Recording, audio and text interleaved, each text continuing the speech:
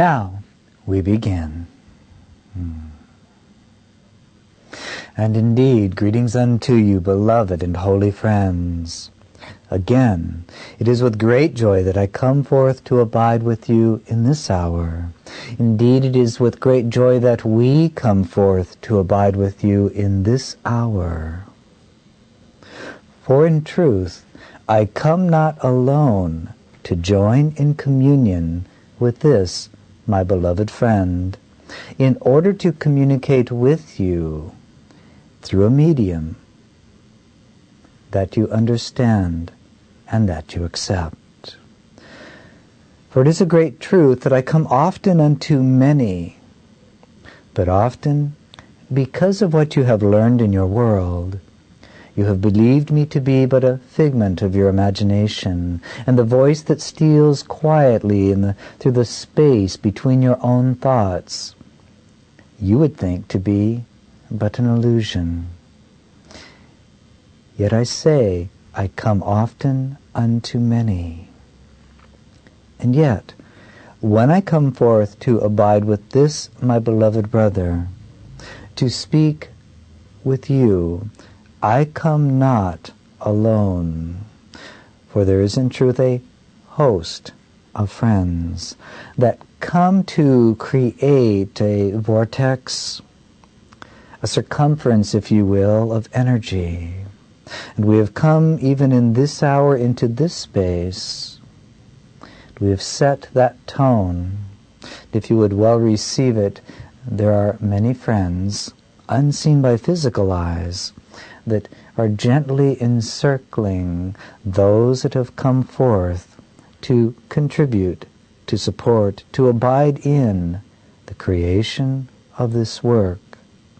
And what is this work but to create a medium of communication? And why is that important? Because always, in each and every moment of your experience, what in truth is occurring is that you as a soul, as a divine spark of consciousness, are deliberately choosing to create mediums of communication. You do it with the raiment that you place upon the body. You do it with your gestures, the sound of your voice. You do it with the very culture and time frame in which you incarnate. You are constantly and only creating mediums through which you communicate. And is communication anything but the attempt to rest in communion with creation? That through you, what you are choosing to perceive and believe and accept as true will be radiated through your communication devices, which of course includes the body, that you might transfer your perceptions to another, that they might therefore know who you are and which voice you are committed to. I have said often that the body is a teaching and learning device, and all forms of communication effect the process of teaching and learning. When you arise in the morning, the first thought that makes a home in your mind, you will act on. You may stretch the body, you may smile, you may frown. You might be filled with peace, or you might feel the weight of the world. These things come not because you have perceived them outside, but because you have allowed them inside the depth of your consciousness that remains pure and undefiled and radiant beyond all boundaries forever. And as that thought makes a home in your mind, you literally begin to transform the communication device called the body into that which carries, expresses, and reflects what has come to make a home within your mind. Remember, please, that the mind is not where the body is. It does not abide within the body, but the body does abide within the field of your mind. Communication is creation. These two are one and the same. Therefore, if you would create well, ask only, what am I committed to communicating? What will my creations express? What will my creations convey to others?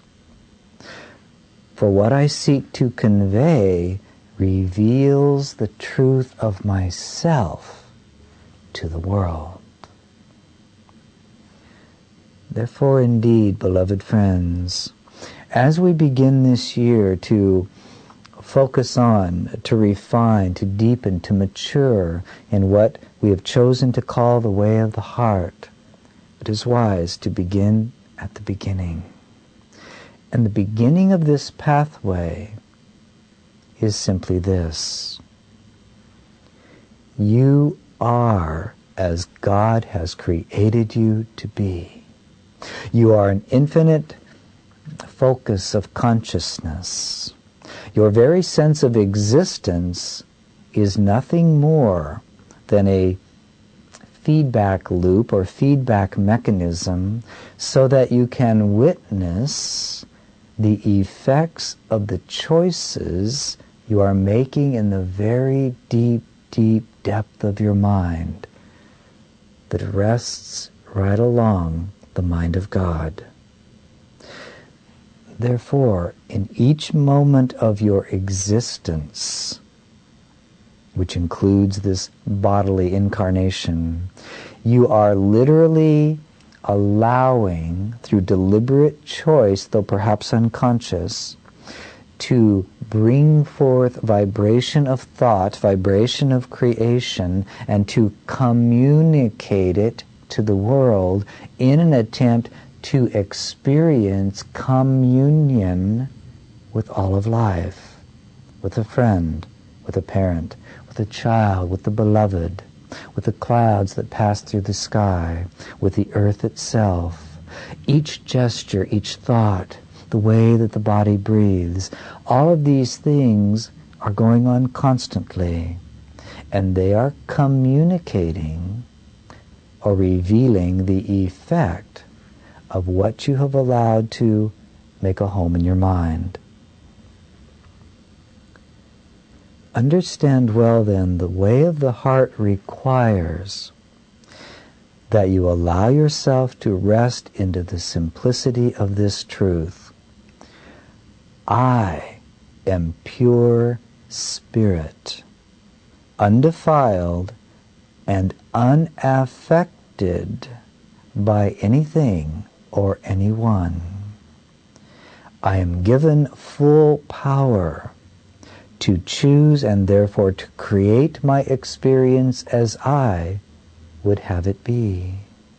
Not quite the I that is the egoic part of the mind, for that is just one of your creations that came along somewhere down the line. It is a very small part of the mind.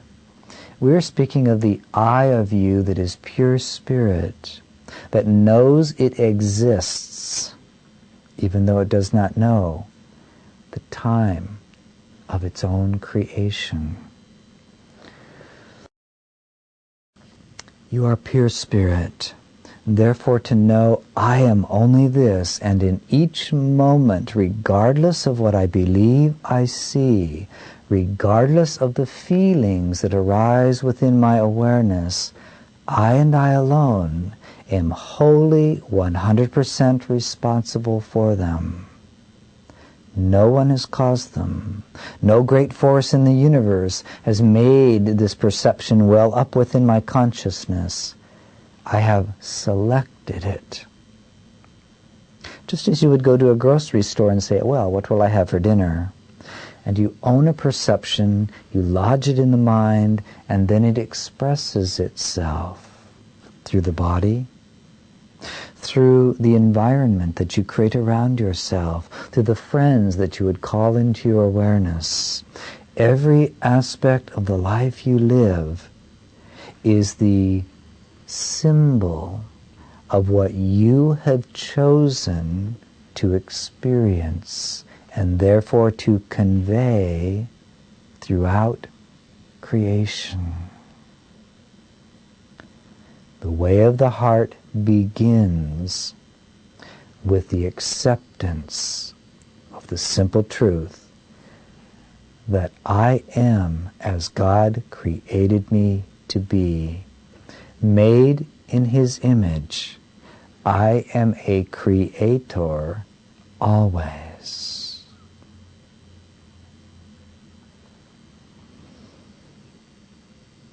What then would you ask your creations to communicate? Why do you make the choices you are making?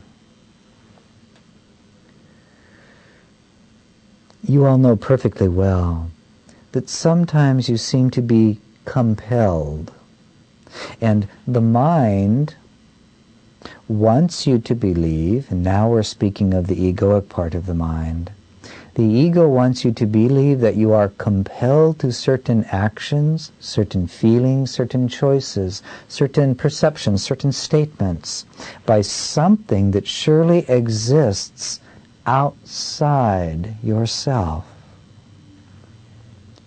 This is never true.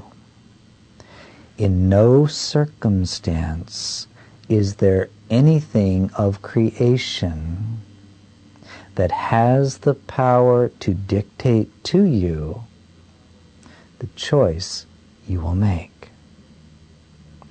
Therefore, the pathway of awakening, the way of the heart, must begin with the decision to embrace the truth that is true always.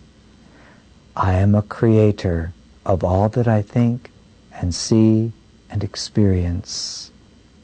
I am free always.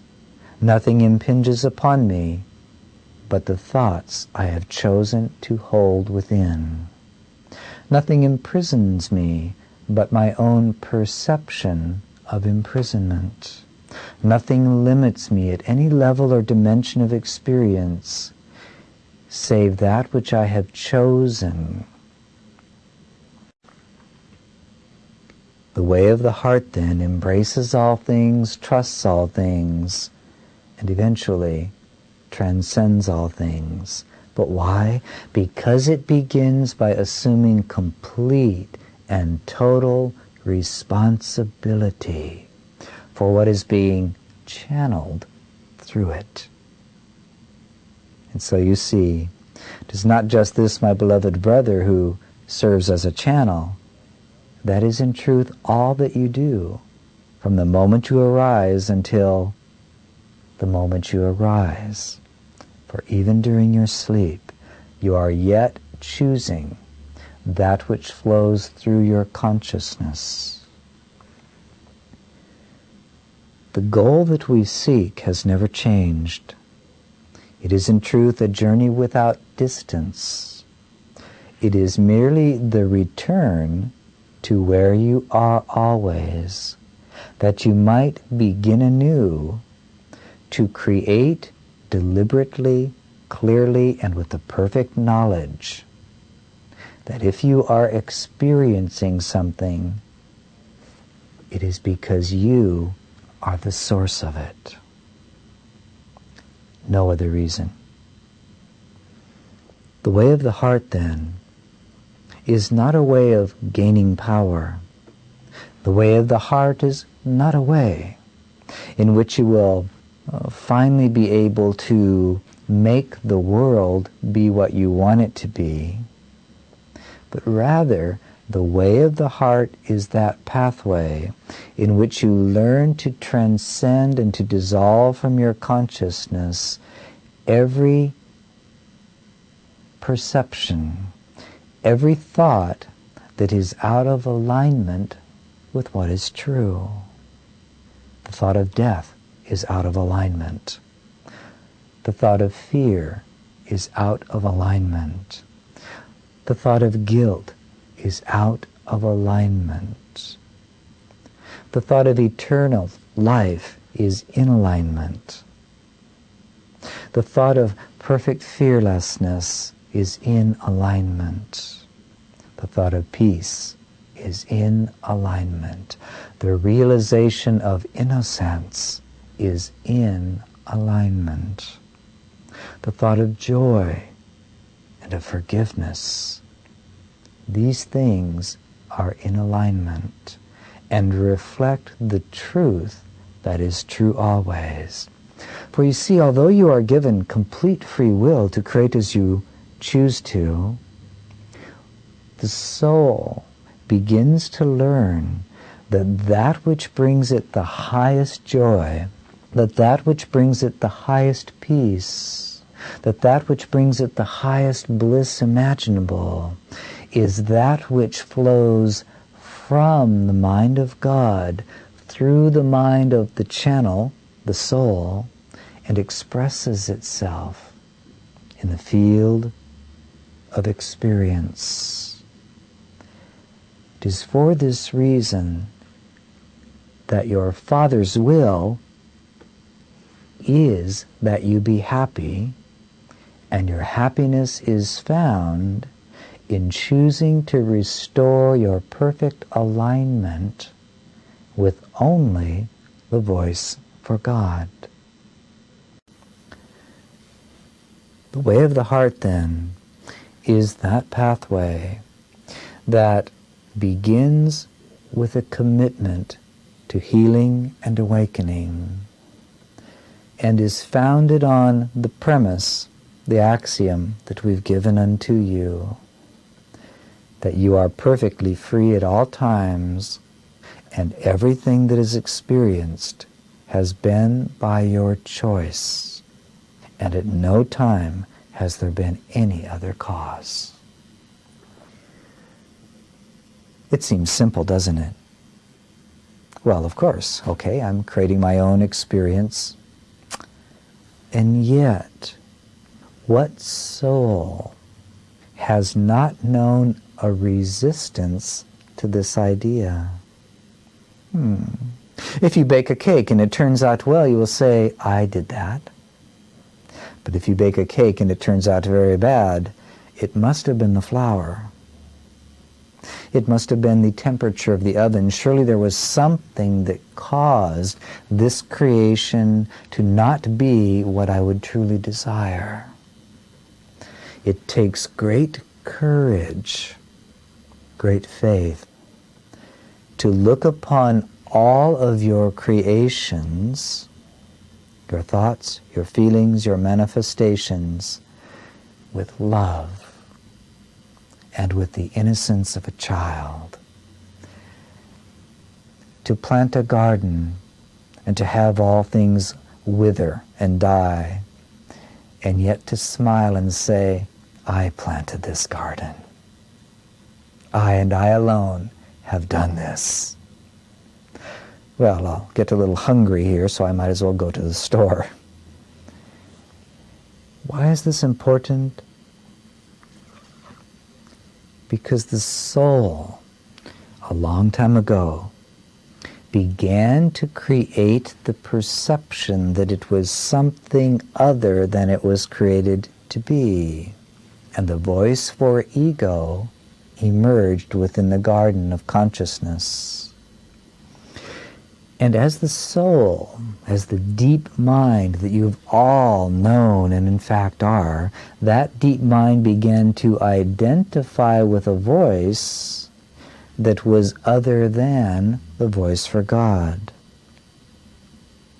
That voice has led you to believe that your creations determine your worthiness. Do you know that feeling? And therefore, if what you create is not up to, what is this word, snuff, is not up to snuff, that it means you, in the core of your beingness, is some kind of a failure. But I say unto you, in reality, failure is not even remotely possible. And why? If you plant a garden and the seed does not turn into the beautiful flower, it withers and dies, that experience is a creation, and you have done it. And because all events in space and time, everything you experience, because these things are perfectly neutral, there is in reality never failure.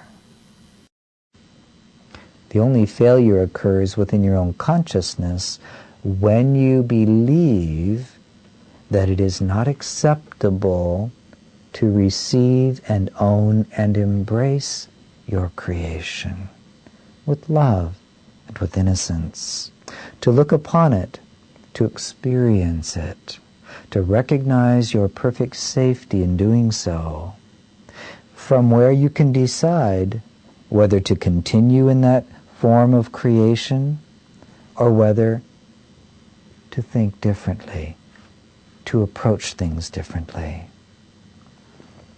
That is where the catch is that part of the mind has begun to teach you a long, long time ago what to accept as acceptable creations and what not, what to take responsibility for and what to deny responsibility for.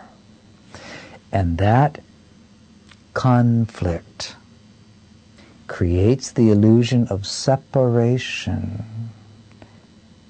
And when taken to its extreme, one discovers what you call your hospitals, full of those in deep depression, paranoia, the feeling within the beingness, within the human mind of feeling alienated and alone, helplessness, hopelessness, despair, anger, hatred. All of these are symptoms of a fundamental delusion that has occurred within the depth of the mind. It has occurred because there has been a long history of having cultivated the skill of listening to the wrong voice. The wrong voice is the voice of ego. It has taught you to judge, to pick, to select what you will be responsible for. The more you move into that consciousness, the harder it seems to ever hope for a chance of transcending this sense of separation and conflict and lack of peace. For how many of you have not known the feeling of resting your head upon the pillow at night and not being able to sleep because it's just not going the way you expected? The reason you cannot sleep is because you are in judgment of your creation.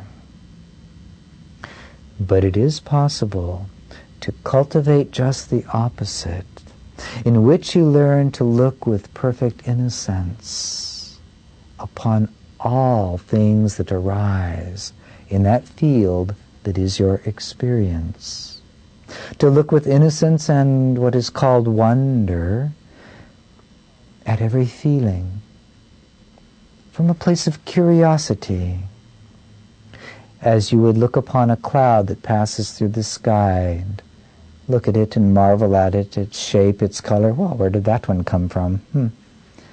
And to embrace it, knowing that it does not affect the purity of the sky through which it temporarily floats by. And each of your creations is exactly like this. It arises in the field of time and space. You experience it, and then it fades away. Every hurt that you have ever known is like a cloud that began to pass into the field of your awareness because you were perceiving things in a certain way. And if that hurt is still lodged within you, it is because you latched onto it. You followed the voice of ego, which caused you to believe that you were identified with that feeling, with that perception. And because that's you, if you let go of it, what's going to happen? You might disappear. You might die. And the human mind then is that field within creation, within consciousness, that has learned to become so identified with perceptions and experiences and feelings that are not necessarily comfortable. It believes that if it lets go of them, it will die. And so from our perspective, as we would look upon your energy fields, those of you that are still identified with this dimension, it looks as though you were gripping, causing to condense energy, and your knuckles are white, trying to hold on to limitation and guilt and worthiness and doubt. You would indeed seek innocence and peace. You would seek abundance and prosperity and joy. But often when you touch these things, it frightens you. And why? Because the truth of the kingdom requires openness, trust, expansiveness, spaciousness. It involves allowing, trusting, witnessing, letting things come and go, learning to cultivate a deep enjoyment of whatever arises, seeing that all things are just modifications of consciousness itself, and then letting them go when it's time for them to do so. And rest assured, there is no one, not a single soul, that has ever discovered something that was birthed in time that did not also end in time.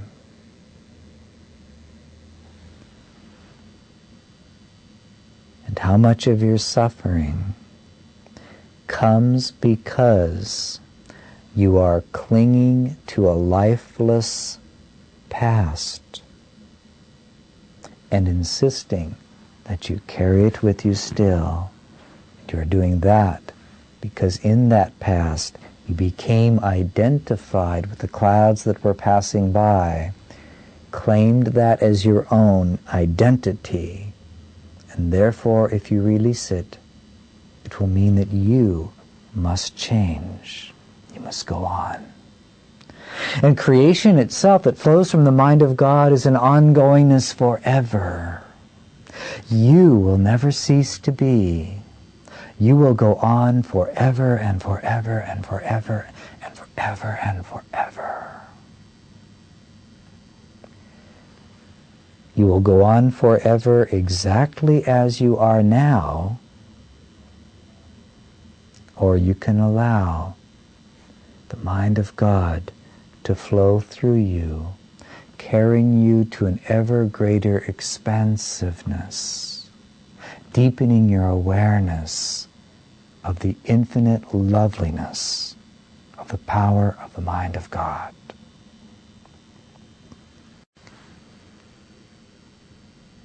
This year, then, we do indeed embark on the way of the heart.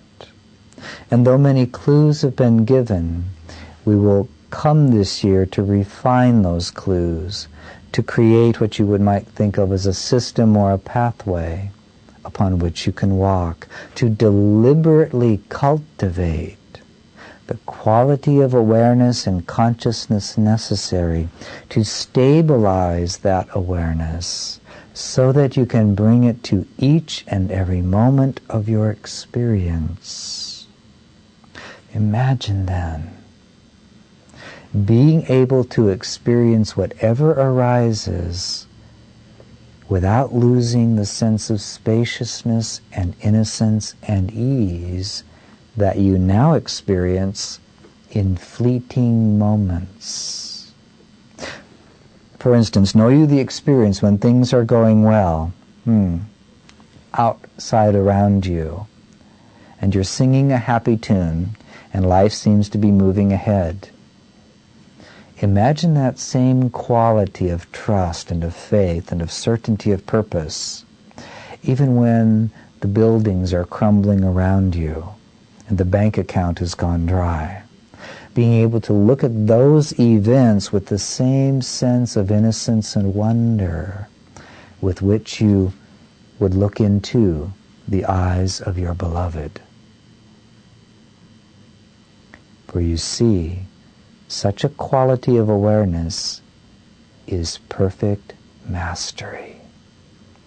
Within it is discovered perfect peace and perfect freedom, perfect joy, and uninterrupted communion with all of creation. And if you would well receive it, that quality of feeling intimately one with all of creation is what you have been seeking as a soul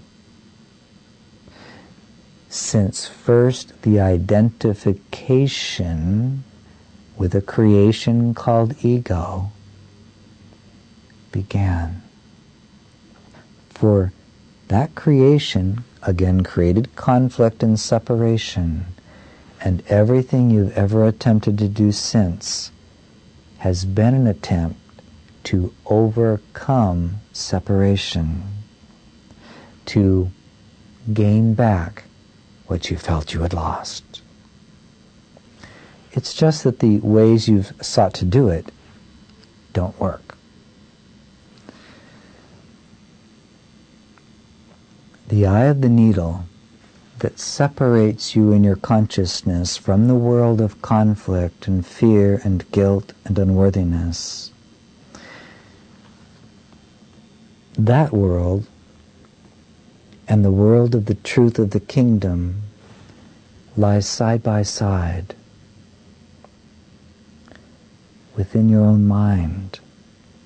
And the eye of the needle that one must pass through is the recultivation of the innocence of a child.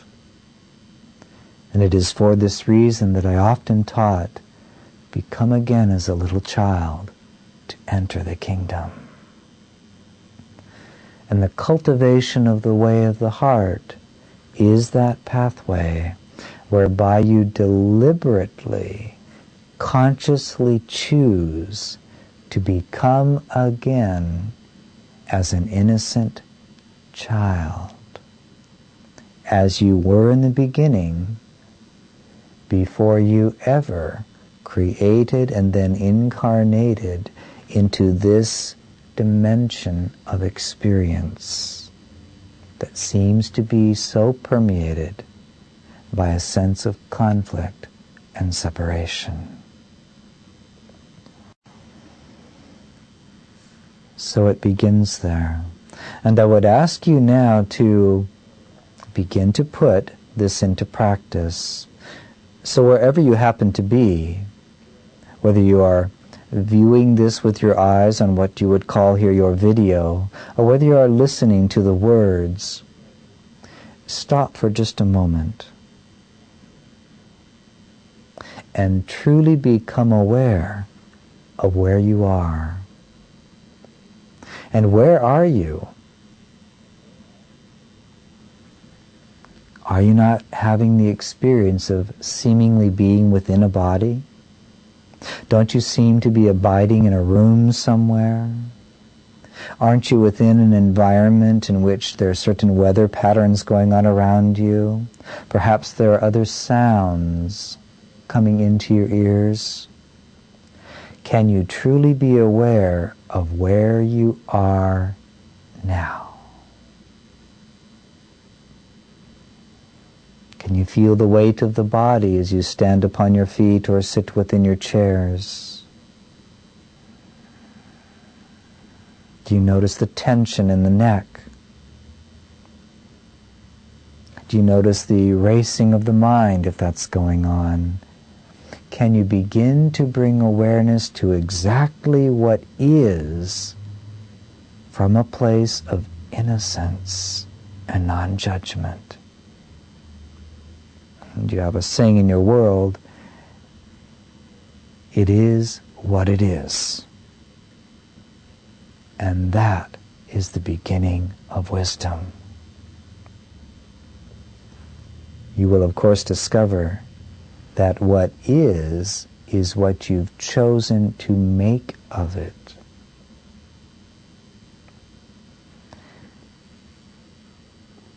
Be therefore where you are now,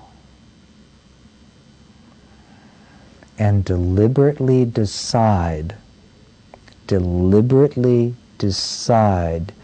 to accept wholly that what you are experiencing in this very moment has no cause whatsoever except your choice to experience it. Rest assured, whatever the mind may try to say, if you did not wholly want to be right where you are, you wouldn't be there. And if you are in a body in the field of space and time, rest assured, you desired it. You chose it, and it's here.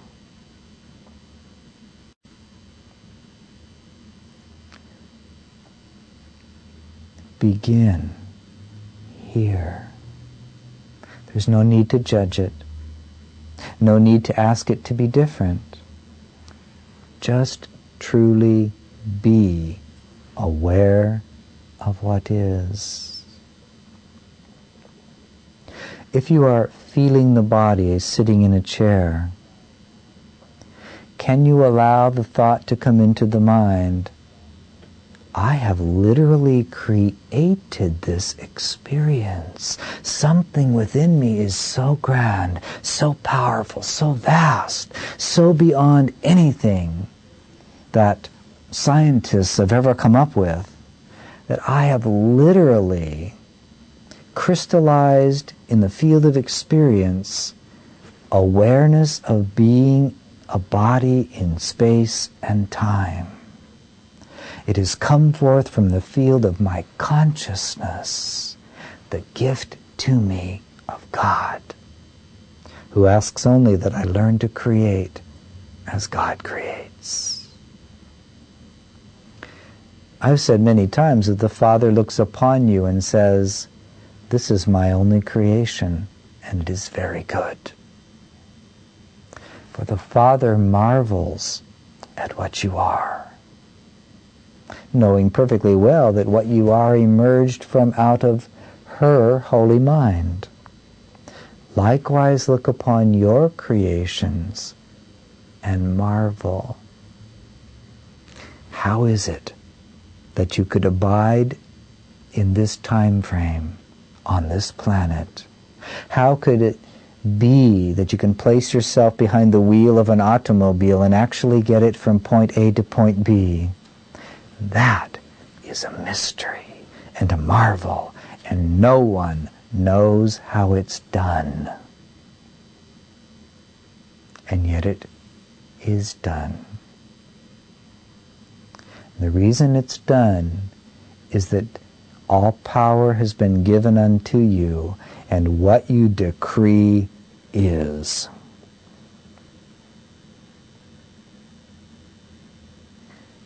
For a man or a woman shall decree a thing, and it shall be so. You have decreed this moment. Own it. For by owning it right now, you can begin to sense the incredible and awesome power that flows through you in each moment. It is the power to create.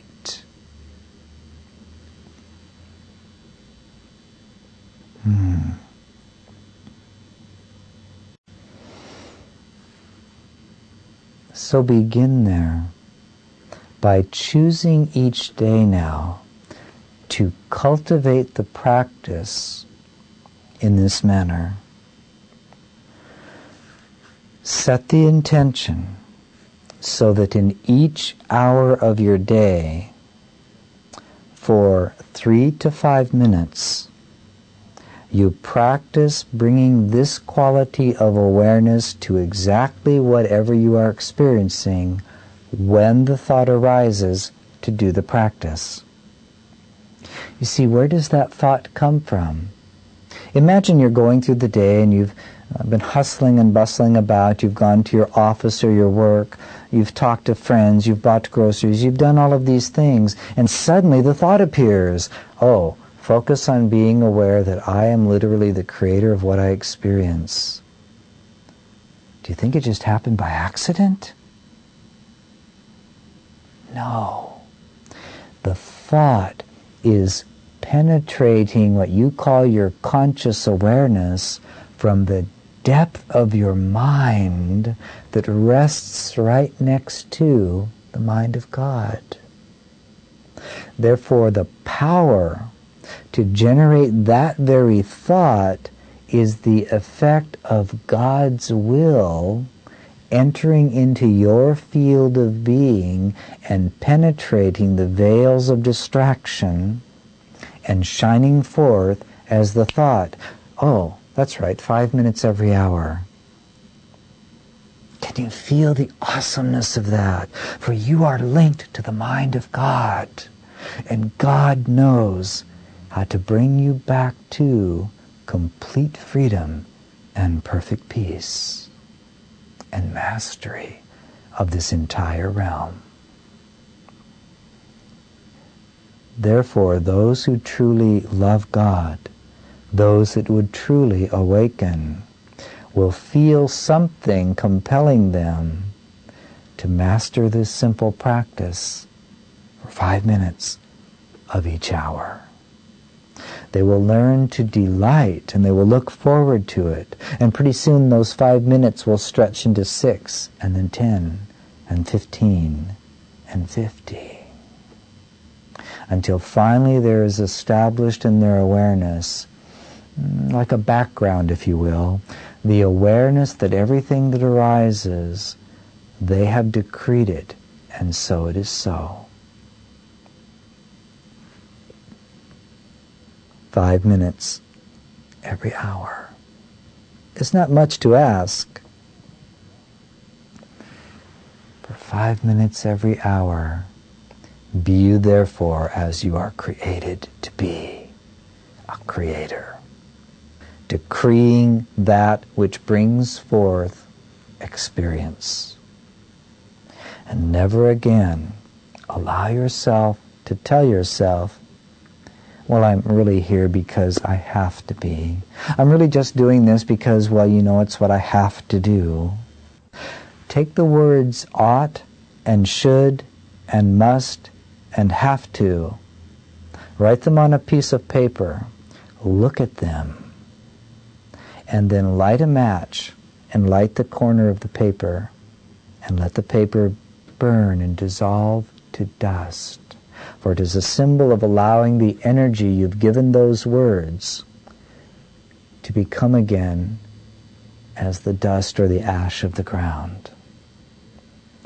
Clear from your consciousness all identification with such words, for all of them are denials of reality. Many times I have shared with you that you need do nothing. Listen to those words and take them into yourself as though they are your own voice, because they are. I need do nothing. You don't have to survive. Whoever told you you had to? You don't have to make everybody happy. Whoever told you you had to? Whoever told you that you could make anybody happy? You don't have to abide as a body in space and time. Whoever told you you had to? You don't have to pay your bills. How irresponsible. Who told you that? You literally need do nothing. It's quite different than wanting or choosing to do something. You don't need to love your parents. You don't need to honor your father and your mother. You don't need to worship me or love me. You don't need to love yourself. You literally need do nothing. For need is an expression of the perception that there's something you lack. And because you are one with God, there's never a moment that you lack anything at all. I need do nothing. Can you allow the thought to emerge in the mind when you arise in the morning? I don't have to get out of this bed.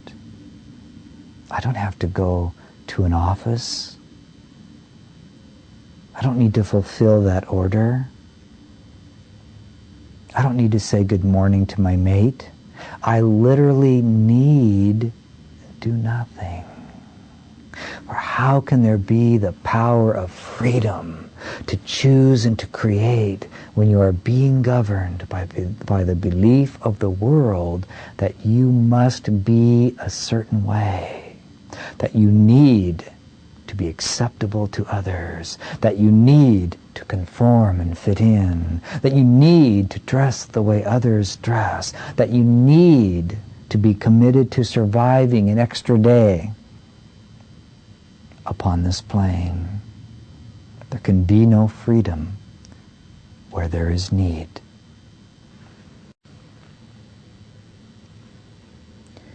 So those are the first two axioms of the way of the heart. To be built on, to be remembered, to be cultivated daily. I am created as my Father created me to be. I am free, and nothing sources my experience but me in each moment. Nothing has an effect upon me whatsoever, save that which I choose to allow to affect me. I need do nothing. Again, we would ask you at least twice in each of your days. And in the beginning, we would suggest here that in the morning and in the evening, as you are rising and as you are retiring, to cultivate for 5 minutes the repetition of that thought so that you feel it in your bones. I need do nothing.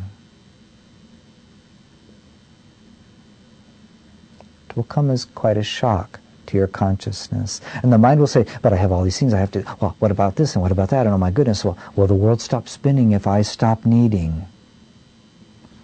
That's up to the world, not up to you. I need do nothing. The power of these first two axioms will be what everything that follows is built on, and yet everything that follows is merely a way of watering those two axioms and making them the anchor of your awareness. For when the anchor is firmly in place, you will literally create whatever you so desire. From perfect freedom, from perfect deliberateness, you will even transcend miracle-mindedness. For miracles, you see, as you begin to open to miracle-mindedness, you marvel, wow, that was a miracle, how great.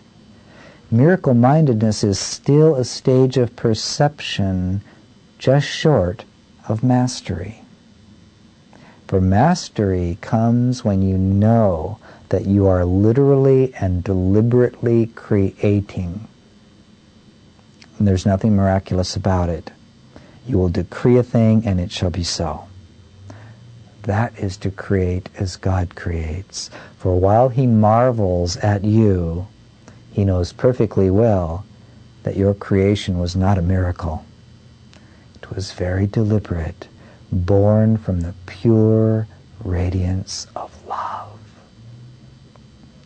God does not sit on His throne and say, I wonder if I'm worthy to create my children. I wonder if I'm worthy to express myself through the divine spark of consciousness that they are. Never does it enter into the holy mind of God, I wonder if it's okay if I create a solar system. God receives a thought, or a thought emanates within His holy mind, He decrees it, and it is so. And He looks upon all things and says, it is very good.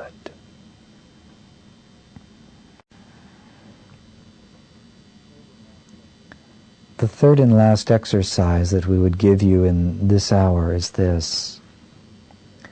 Choose something that you do every day that you are convinced is so utterly ordinary that it certainly doesn't hold any power or any spiritual meaning whatsoever. It could be something as simple as having a glass of water, brushing your teeth, yawning. Pick something that you know you do every day and decide to make that the focus of your worship. So that when you do it, you stop and you go, "'Tis very good." Even it's something as simple as raising your head from the pillow, become aware of it, own it as self-created, and then say within yourself as you contemplate that action, "It is very good. I have done this. It is good. I have created." And again, those that are truly committed will find that they begin to enjoy that process, and they begin to apply it more and more to other events in their lives. They begin to reawaken the childlike joy of building a castle in the sandbox. For in truth, that's all you're doing here. Consciousness is your sandbox, and you are creating castles. You've simply forgotten to enjoy them. And when you want to be rid of them, you now lament, "Oh, but if I give this up and change my mind and move on, what will happen to my creations? What will others think of me if I act like a child and just take my little plastic shovel and knock the castle down and go in and have a sandwich for lunch? What will people think of me? Will I fit in? Will I be accepted? Will I be judged? Will I be persecuted? Who cares?" For the opinions of others mean nothing. Unless, of course, you want them to mean something. And now we come to what concludes this hour. What blocks you in your mind? For even as you're listening to this, many of you are recognizing a resistance. That resistance is the energy of fear. What will happen if I follow this path?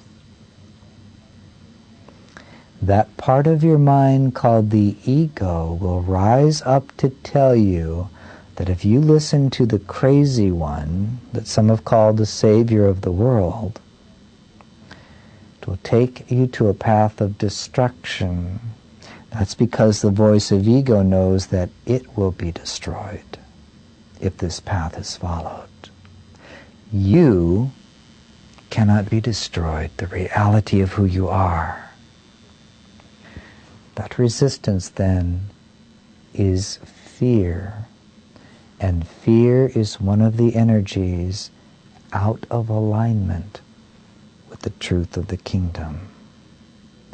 Therefore, indeed, fear not, but continue in faith. For I say unto you, what you will discover at the end of this pathway is the perfect freedom, the perfect power, the perfect spaciousness, the perfect joy, the perfect peace of living literally in the kingdom of heaven.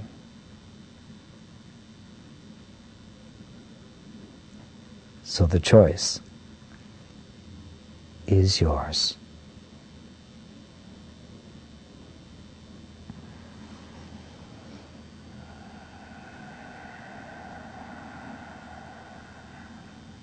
And for those of you that will feel this resistance come up so strongly, for those of you that will yet call out unto me in your dreams and your prayers, help me through this, I say unto you that you walk not alone.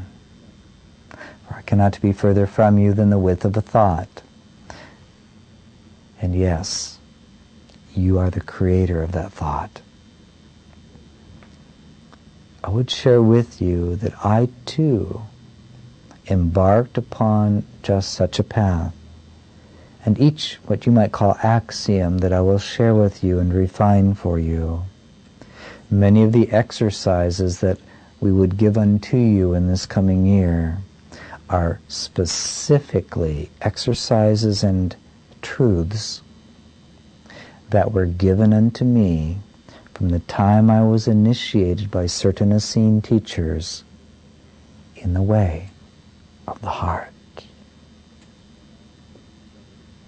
And when my teachers said, it is time for you to go spend 40 days and 40 nights in the desert, do you not believe that resistance came up within me too?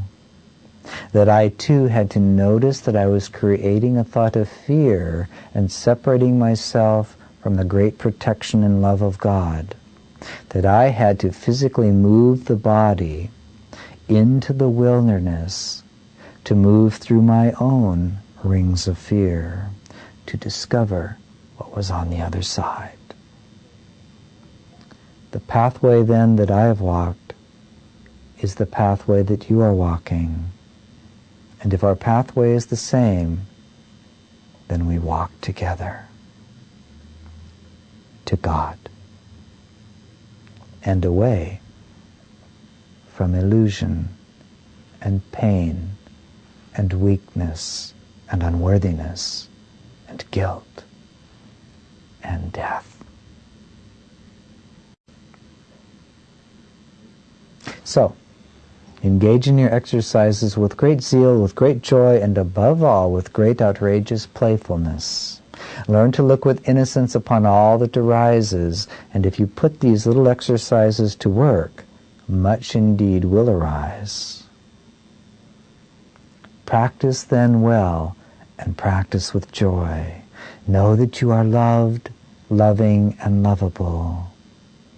And that in truth, the only thing that's occurring is that an old dream is being released, that a new dream might replace it.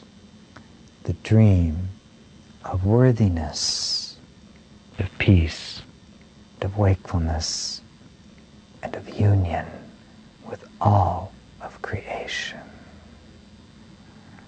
And during this coming year again, there will be others who will have specific guidance to give to you through this, my beloved brother. For again I say, I come not alone in this specific work, but I come with many who support your healing and your awakening. Therefore, indeed, be at peace this day, beloved friends.